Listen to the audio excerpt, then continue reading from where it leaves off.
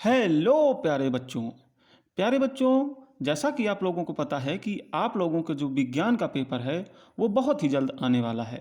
इसलिए मैंने आपके लिए जो विज्ञान के पेपर में आज तक पुराने सालों में जितने भी सवाल आए हुए हैं उन सभी की सीरीज शुरू करी है, जिस पे मैं और भी वीडियोस डाल चुका हूँ।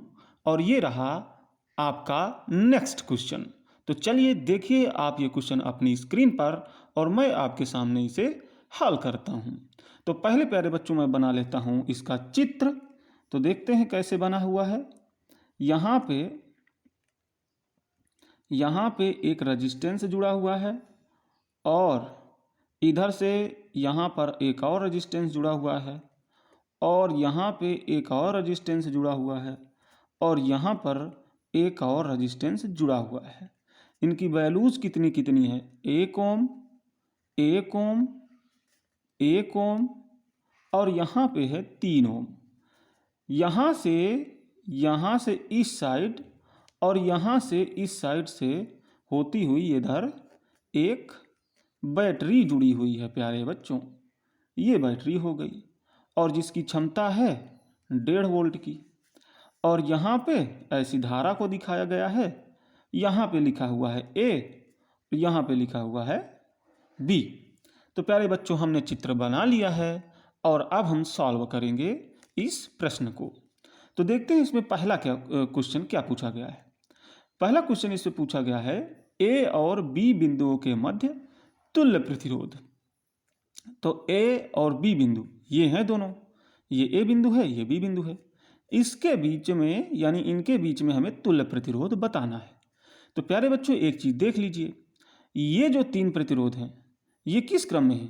ये श्रेणी क्रम में है, इनमें कोई दिक्कत नहीं है। तो श्रेणी क्रम में तो सीधा ही जुड़ जाता है 1 1 1 यानी 3 ओम। यानी कि इन तीनों का जो तुल्य हुआ वो कितना हुआ? इन तीनों का जो ऊपर है वो हुआ 3 ओम। अब ये 3 ओम हो गया ऊपर का, एक 3 ओम का प्रतिरोध यहाँ जुड़ा हुआ है A और B के बीच में। तो प्यारे बच्चों इनका जो तुल्य प्रतिरोध आया 3 ओम और ये जो 3 ओम है, इन दोनों का जो क्रम है वो कैसा है? समांतर है। तो इनको कैसे जोड़ेंगे? समांतर क्रम में जोड़ेंगे। तो अगर हम मान लें कि तुल्य प्रतिरोध R है तो 1/R बराबर 1/3 जो इन तीनों का आएगा वो वाला और प्लस 1/3 ऐसे ही तो जुड़ेगा प्यारे बच्चों, क्योंकि ये समांतर क्रम में है। ठीक, अब इसको हम आगे सॉल्व कर लेंगे तो ये हो गया 2/3। अब हमें चूंकि R की वैल्यू चाहिए और यहाँ तो ये 1/R की वैल्यू है 2/3, तो R की वैल्यू चाहिए तो इसको पलटा दो। और अगर इसे पलटा रहे हो तो प्यारे बच्चों इसे भी पलटाना पड़ेगा। तो कुल मिला के जो R हो गया वो 3/2 हो गया, यानी इसको पलटा दो तो 3/2 ओम ये हुआ प्यारे बच्चों तुल्य प्रतिरोध। इसको हम 1.5 ओम भी कह सकते हैं। इसको काट दें तो 1.5 ही तो आएगा। ठीक, अब देखते हैं नेक्स्ट क्वेश्चन क्या है इसमें। नेक्स्ट क्वेश्चन है बैटरी से प्रवाहित धारा का मान। तो बैटरी से प्रवाहित धारा के लिए सूत्र आपको पता है, I बराबर potential difference across batteries terminal, यानी बैटरी के जो टर्मिनल्स हैं उनके अक्रॉस पोटेंशियल डिफरेंस क्या है, यानी I बराबर V/R आप पढ़े होंगे। तो जो V है ना वो पोटेंशियल डिफरेंस है बैटरी के सिरों के बीच, तो वो तो दिया है 1.5 वोल्ट, तो यहाँ लिख लेते हैं 1.5। अब बट्टे में क्या है? बैटरी के सिरों के बीच तुल्य प्रतिरोध। ठीक, तो तुल्य प्रतिरोध कितना आया है? 1.5। तो कुल मिला के ये कट के आया 1। तो 1 एम्पियर की धारा यहाँ से प्यारे बच्चों निकल रही है। अब हम देखते हैं कि इसमें अगला क्वेश्चन क्या पूछा गया है। अगला क्वेश्चन इससे पूछा गया है A और B के मध्य विभवांतर। तो A और B के मध्य विभवांतर पूछा गया है। तो प्यारे बच्चों आप देख लीजिए, ये जो A है ये बैटरी के हाई पोटेंशियल वाले टर्मिनल से जुड़ा हुआ है। यहाँ बीच में देखिए, जब तक कोई बीच में रेजिस्टेंस ना पड़े प्यारे बच्चों तब तक हम उसी टर्मिनल से जुड़ा हुआ किसी भी पॉइंट को मानते हैं।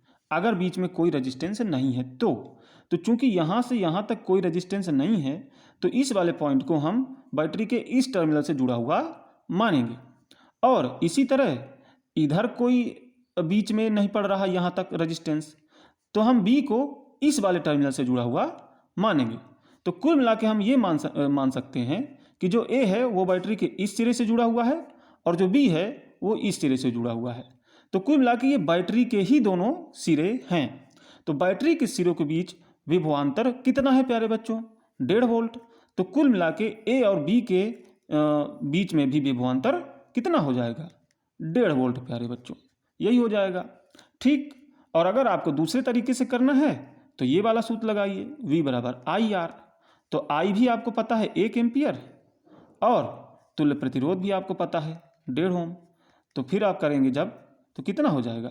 1.5 वोल्ट। तो इस तरह से भी निकाल सकते हैं और इस तरह भी निकाल सकते हैं। तो ये रहा प्यारे बच्चों इसका सलूशन। अब हम देखेंगे अगला क्वेश्चन।